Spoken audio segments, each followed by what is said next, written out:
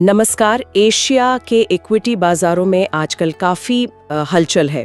हमारे पास economic times का एक लेख है। ये बैंक ऑफ अमेरिका मतलब BOFA के हालिया एशिया फंड मैनेजर सर्वे पर है और इसमें ना कुछ काफ़ी चौंकाने वाले बदलाव दिखे हैं। सबसे बड़ी सुर्खी तो यही है कि फंड मैनेजर्स की पसंद में भारत अब जापान से भी आगे निकल गया है। हाँ, एशिया में निवेश के लिए भारत पहली पसंद बन गया है। तो आइए इस सर्वे की गहराइयों में उतरते हैं और समझते हैं कि आखिर ऐसा क्यों हो रहा है। सर्वे ये बताता है कि 42% फंड मैनेजर अब भारत पर ओवरवेट है, मतलब वो भारतीय बाजार में औसत से ज्यादा पैसा लगा रहे हैं, जबकि जापान के लिए ये आंकड़ा सिर्फ 39% है। ये वाकई एक बड़ा फेरबदल है। तो इसके पीछे क्या वजहें हो सकती हैं? बिल्कुल, ये एक अहम मोड़ है, इसमें कोई शक नहीं। लेख के मुताबिक इसकी कई परतें हैं। पहली बात तो ये कि वैश्विक निवेश के नक्शे पर एक तरह का रीअलाइनमेंट चल रहा है। बदलती सप्लाई चेन और टैरिफ से जुड़ी जो नीतियां हैं, ये सब मिलकर भारत जैसी अर्थव्यवस्थाओं के लिए नए मौके बना रही हैं। अच्छा। और निवेशक खास तौर पर भारत में दो बड़ी कहानियों पर दांव लगा रहे हैं। एक है इंफ्रास्ट्रक्चर, बुनियादी ढांचा, बुनियादी ढांचे का विकास, और दूसरी है कंजम्पशन, मतलब बढ़ती घरेलू खपत।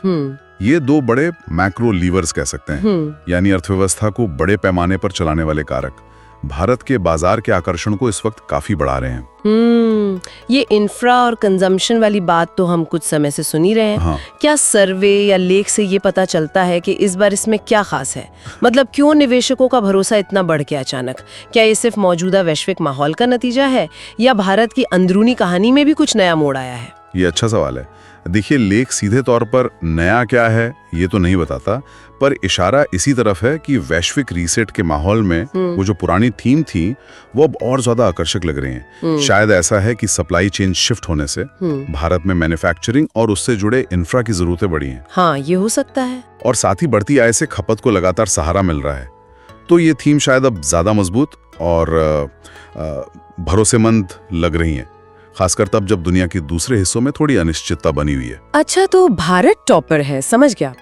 लेकिन बाकी एशिया का क्या हाल है इस सर्वे में?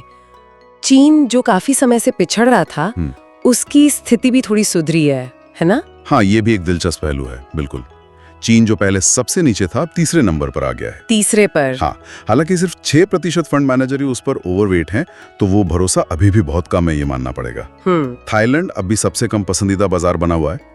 और सर्वे ये भी दिखाता है कि वैश्विक अर्थव्यवस्था को लेकर जो वो गहरी निराशा थी पहले, वो थोड़ी कम हुई है। अच्छा। एशिया की अर्थव्यवस्थाओं के लिए भी उम्मीदें थोड़ी बेहतर हुई हैं। हालांकि कंपनियों की कमाई मतलब अर्निंग्स, उसको लेकर चिंताएं अभी भी बनी हुई है, पर शायद उतनी नहीं जितनी पहले थी। और इसी चीन वाले पॉइंट से जुड़ा एक और नजरिया CLSA का भी है, जिसका जिक्र है लेख में।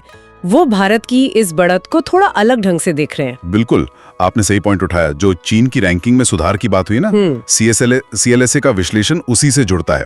उनका मानना है कि पिछले कुछ समय में भारत निवेशकों के लिए एक तरह का सुरक्षित ठिकाना या कह लीजिए हाइडिंग प्लेस बन गया था। अच्छा, सेफ हेवन जैसा। हाँ बिल्कुल, खासकर तब जब अमेरिका चीन के बीच वो व्यापारिक तनाव बहुत ज्यादा था और क्षेत्रीय भू राजनीतिक जोखिम भी बढ़े हुए थे। तो CLSA का तर्क ये है कि अगर भविष्य में अमेरिका और चीन के रिश्ते सुधरते हैं या मान लीजिए तनाव कम होता है, तो भारत का ये सुरक्षित ठिकाना वाला सापेक्षिक आकर्षण कुछ कम हो सकता है।